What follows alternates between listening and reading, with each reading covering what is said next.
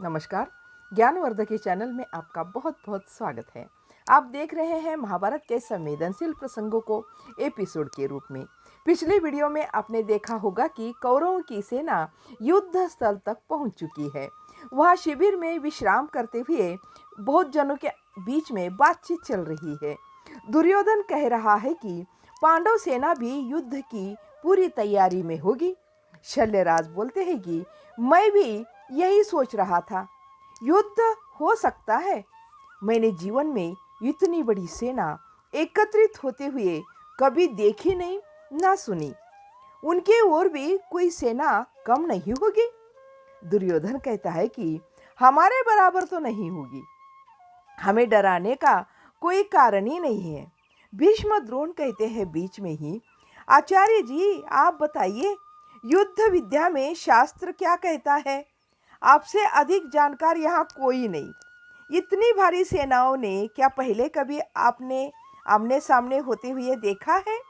द्रोण ने कहा, नहीं, कभी नहीं। द्रोण लंबे और कसे शरीर वाले व्यक्ति थे। उनके मुख पर मांस की अपेक्षा हड्डियां ही अधिक उभरी हुई थी। उनकी कमर में झुकाव बिल्कुल नहीं था। वे तनकर पद्मासन में बैठे हुए थे। भीष्म बोले, हमारे अनुभव के अनुसार युद्ध में रथों की प्रधानता होती है। उनमें 200, 300, हद से हद 100 योद्धा होते हैं। थोड़े बहुत हाथी होते हैं। उन्हें आगे बढ़ाकर तेजी से बाण चलाते हुए शत्रुओं को बेबस कर देते हैं, अथवा नगर पर घेरा डाल दिया जाता और युद्ध समाप्त हो जाता। इतनी बड़ी संख्या में सेना कितनी बड़ी है। जब दोनों ओर इतनी विशाल सेनाएं एकत्रित हुई तब युद्ध किस ढंग से किया जाए? कितने देशों के सैनिक आए हुए हैं? प्रत्येक की अपनी अपनी वेशभूषा है। प्रत्येक राजा के रथ पर अलग अलग प्रकार की पताकाएं लगाई गई है। उन सबको हम याद रख सकते हैं, पर वहां खड़े होकर हाथ में ढाल, तलवार, बर्छा, भाला लेकर युद्ध करते समय सैनिकों को यह सब याद रहेगा?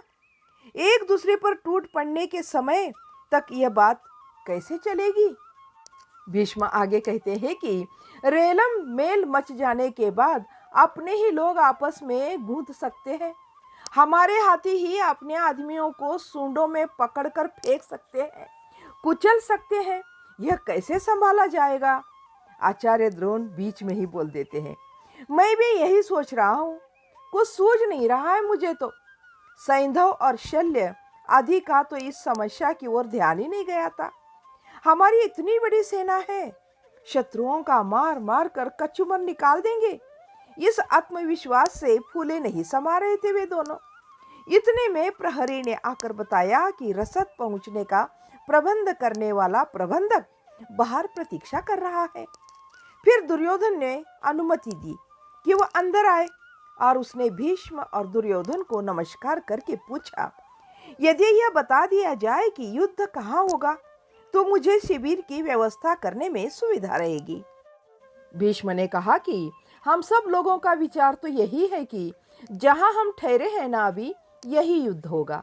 शत्रु सेना ने हमसे पहले आकर महत्व की जगह घेर ली है। सामने एक कोस पर हिरण्यवती नदी है। नदी के दोनों ओर उन्होंने शिविर लगा रखे हैं।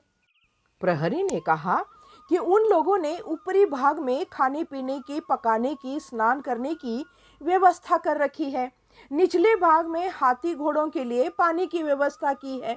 नदी के ऊपरी भाग में 4 कोस तक उन्होंने अपने प्रहरी लगा दिए गए हैं। हम वहां पहुंच ही नहीं सकते ताकि हम पानी न ले पाए, इसलिए प्रहरी जगह जगह में अपना पहरा दे रहे हैं।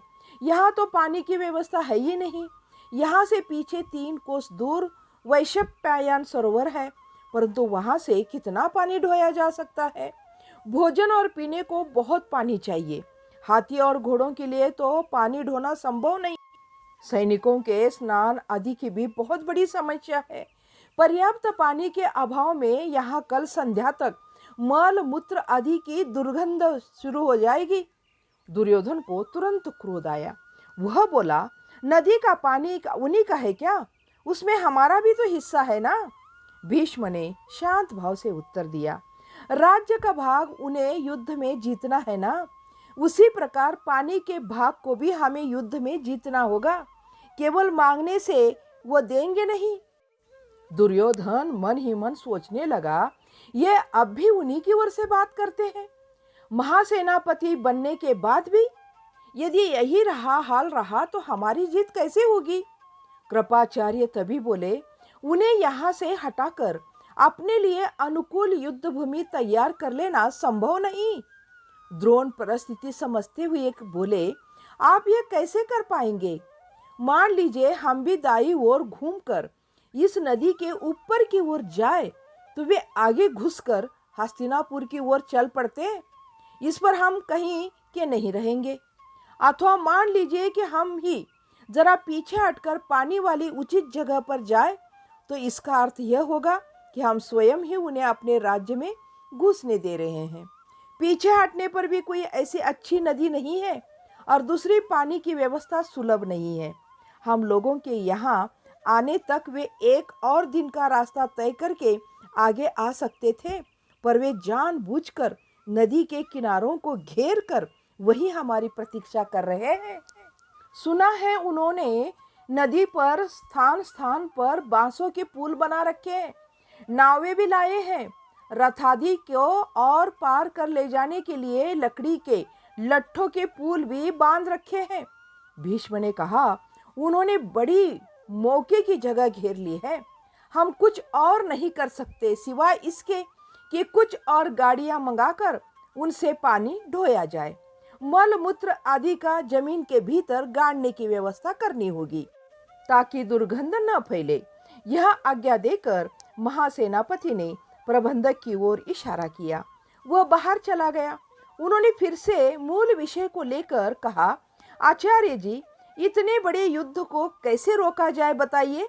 आचार्य जी ने कहा कि अभी उनकी सेना हमारी जितनी बड़ी भले ही न हो, फिर भी काफी बड़ी है। वे कैसे निभाएंगे, मैं भी यही सोच रहा हूँ। भीष्म ने कहा, आप ही ने कहा था ना, युद्ध के अनुसार दो प्रकार के लोग होते हैं, एक मारने वाले और दूसरे रोकने वाले। रोकने वालों की अपेक्षा मारने वाला बड़ी सूक्ष्मता से योजना बनाता है। हम आक्रमण करने वाले हैं या रोकने वाले? दुर्योधन बोलता है कि हम आक्रमण करने वाले हैं। भीष्म ने सिर हिलाते हुए कहा, हमने महासेनापति का पद इस बात पर स्वीकार किया है कि हम हस्तिनापुर और कुरु राज्य की उनसे रक्षा करेंगे। आक्रमण करने की हमारी सहमति नहीं है। इस तरह युद्ध के पूर्व संवाद चल रहा था।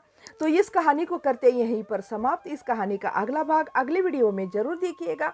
तब तक के लिए जय हिंद, जय भारत।